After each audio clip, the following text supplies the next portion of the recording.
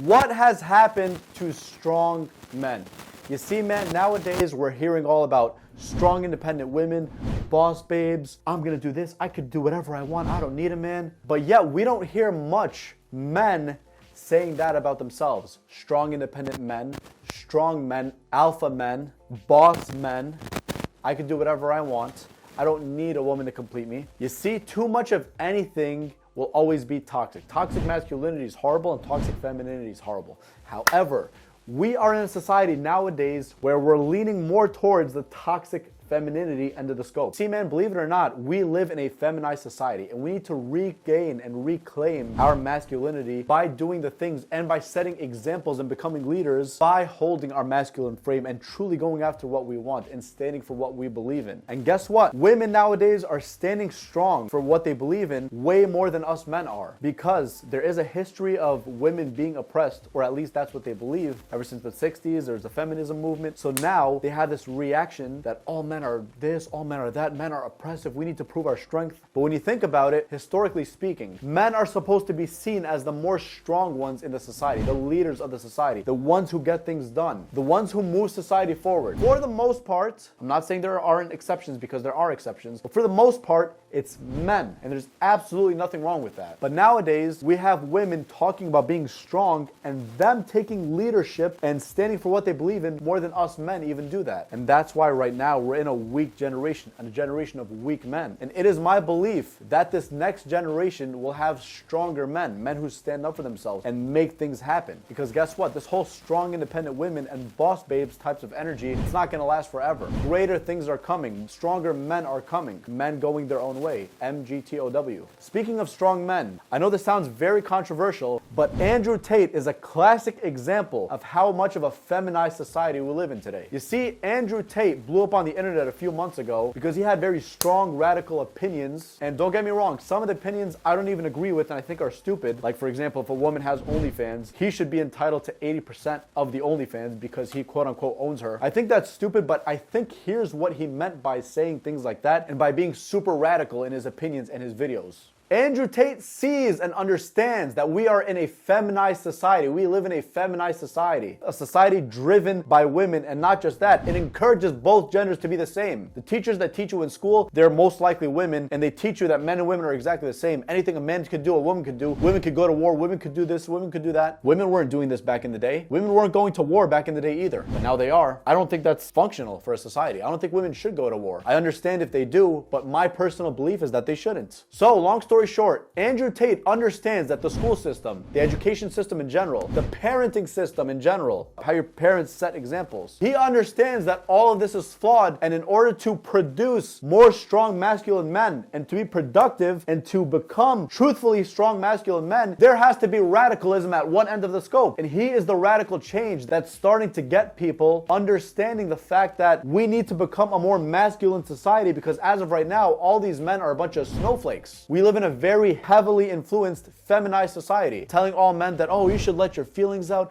men or women are all the same. No, we are not the same. And listen, the whole we should let our feelings out, there's absolutely nothing wrong with, let's say, for a man to cry if he's been through, let's say, a death in the family, anything like that. That doesn't make him any less masculine to feel his feelings fully and bring them out. But at the same time, when you have these teachers, these very feminized teachers, or these very feminized friends, or even parents, sometimes it's the dad, many times it's the dad nowadays, teaching him things and teaching him to be more feminine, he doesn't grow up as a masculine man, he grows up as a feminine man. And how do you think that man is going to teach his own son one day how to be masculine? He won't, because he himself wasn't taught the right ways. We live in a heavily influenced, feminized society. And a guy like Andrew Tate understands this, and that's why his opinions are so polarizing, because he understands if he doesn't do that, no change is actually going to start. Change first begins by someone saying something super radical at first, or at least that's what it seems. And then later, people start being more accepting of this viewpoint and understanding that he had to make it a little bit extra. He had to add his extra flavor to it. He had to make it a bit ridiculous for people to start understanding that the way our society views masculinity and femininity is all false, because we are not equal. Our society is trying to teach us that we're equal. Men and women are the same. Men Men and women are not the same. Masculine energy has completely different characteristics than feminine energy. Masculine energy is all about purpose, drive, making things happen, breaking through barriers, overcoming resistance. Feminine energy is all about opening up to receive love, intuition, creativity, connecting with others, talking. Those are all feminine characteristics. Every single one of us has both characteristics, masculine and feminine, every single human. But most men are dominantly masculine, like myself, and most women are dominantly feminine. But nowadays, women are trying to mask their authentic core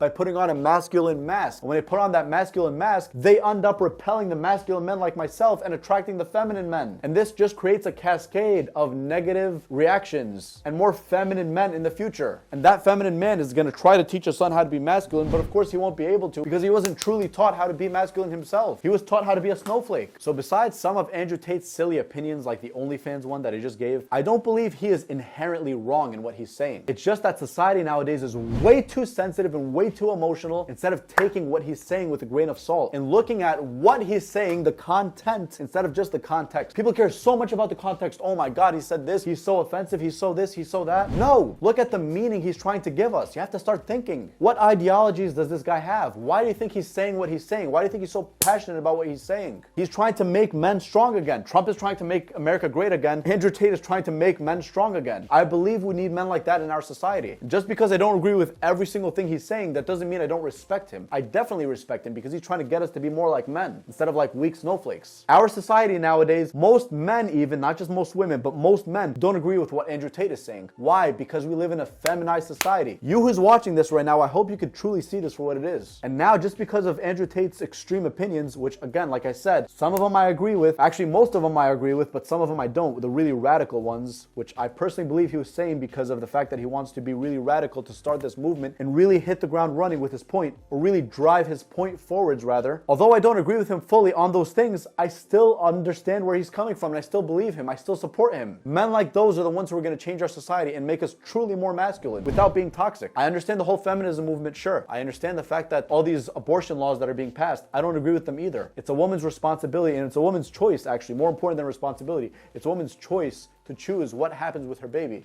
She shouldn't have to follow a law that tells her whether or not she should have an abortion. I disagree with that. So I'm being fair here. But at the same time, I still believe we as men need to regain our masculinity and reclaim it. And I personally believe that in these next 10 years, a huge shift or switch is going to happen in the society where we're truly going to start becoming more masculine. And by the way, I do not believe that this will be at any expense whatsoever to the feminine women. Feminine women will stay feminine, they'll stay even more feminine. They're going to want to stay at home, or even if it's not stay at home, if that's not your cup of tea, they're going to want to assume the feminine role in the relationship. They're going to want to be submissive to men and men to take over, obviously in a leading way, in a righteous way, just like religion says, and just like my religion, I'm a Muslim. They're going to be less focused on being politically correct and more focused on being women and on men being true men. I truly hope those days are coming in the next 10 years. Maybe I'm wrong, and I really hope that this is really the truth. Because we're at a point right now where feminism is at an all-time high, and the divorce rates are through the roof, and I personally believe a big reason for that is because there's a discrepancy in the polarity between the masculine and feminine energies right now.